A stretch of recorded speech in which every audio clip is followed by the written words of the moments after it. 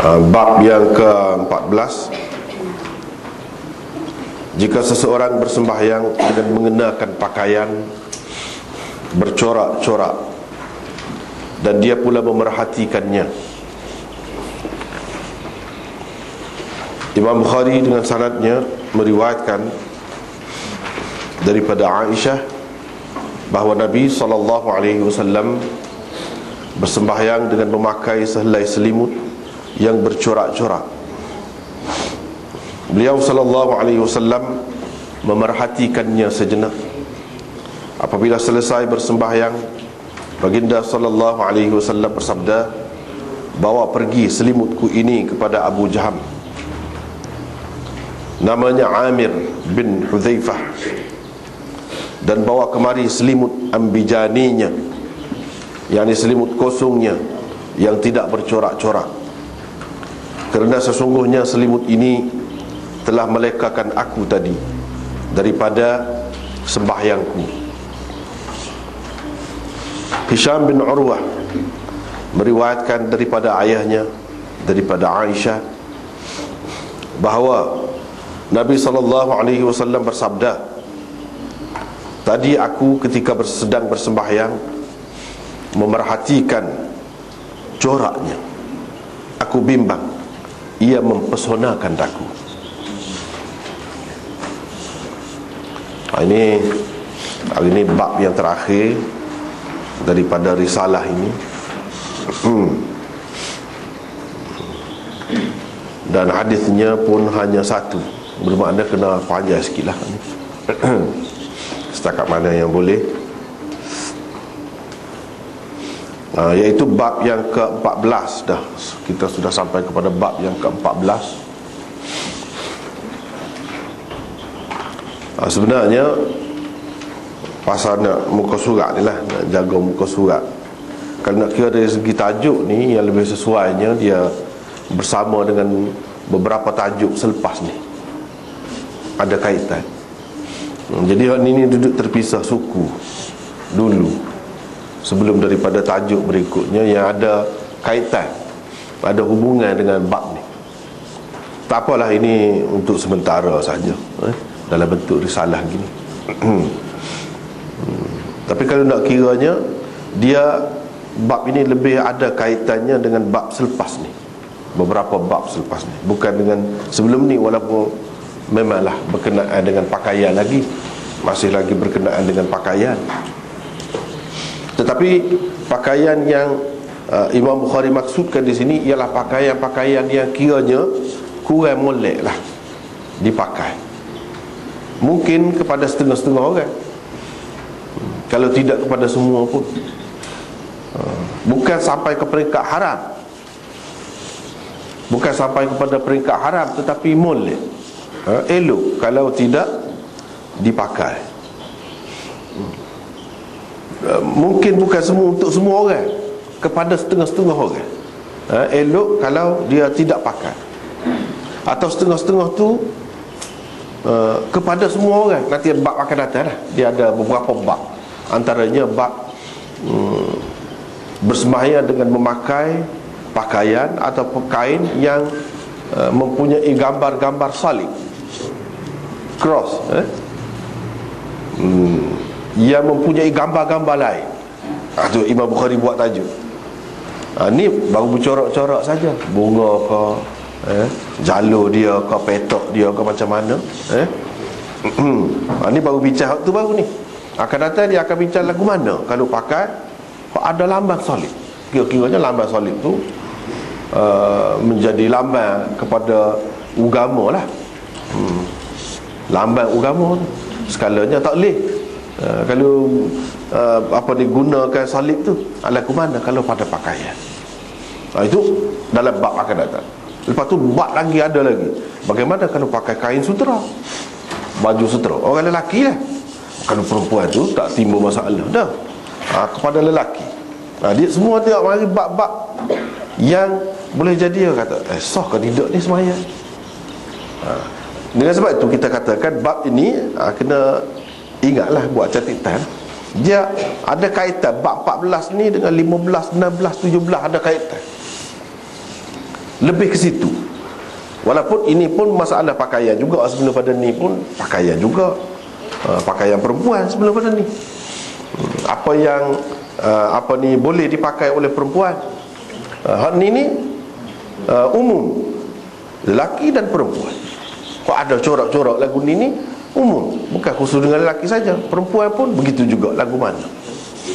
Kalau pakai hak lagu ni, Imam Bukhari boleh dikatakan secara kasarnya, dapat kita sebut dulu, melalui bab-bab ini dia nak menyatakan harus dan sah sembahyang. Soal makruh, soal kurang molek, itu soal lain. Nak kira dari segi fiqhnya, sah sembahyang. Kalau ada setengah-setengah tu yang haram pun, sembahyangnya sah juga.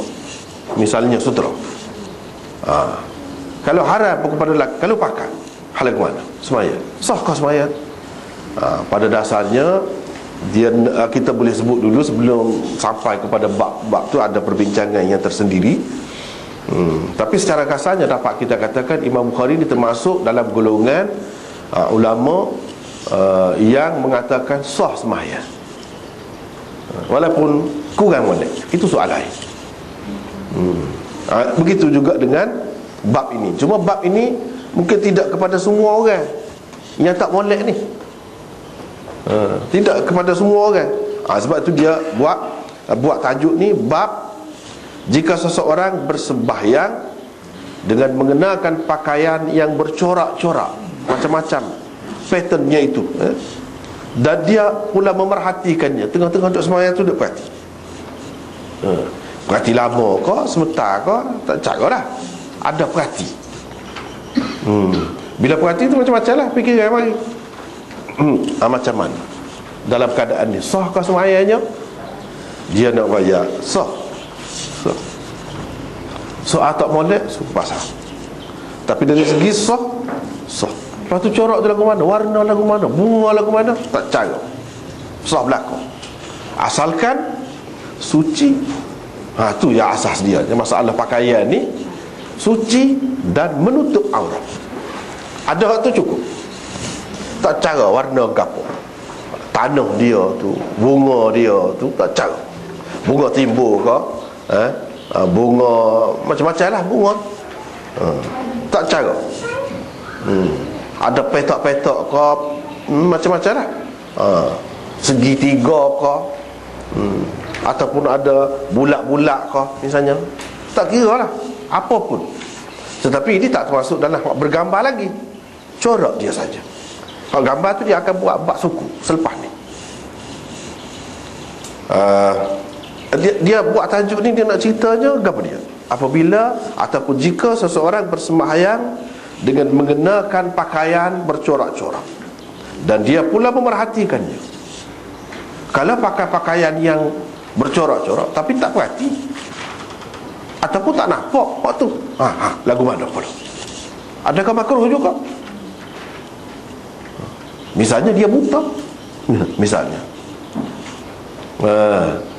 adakah sama hukumnya? Dia semua tu dia kata, dan dia pula memerhatikannya. Ni cerita hak boleh tengok ni, hak boleh tengok tu pun sah. Sah. Kalau hak tak boleh tengok, sebab dia ada kaitan dengan boleh tengok tak boleh tengok ni. Itu akan datanglah kita bincangnya bila sampai tempat dia nanti. Jika seseorang bersembahyang dengan mengenakan saubin lahu a'lam.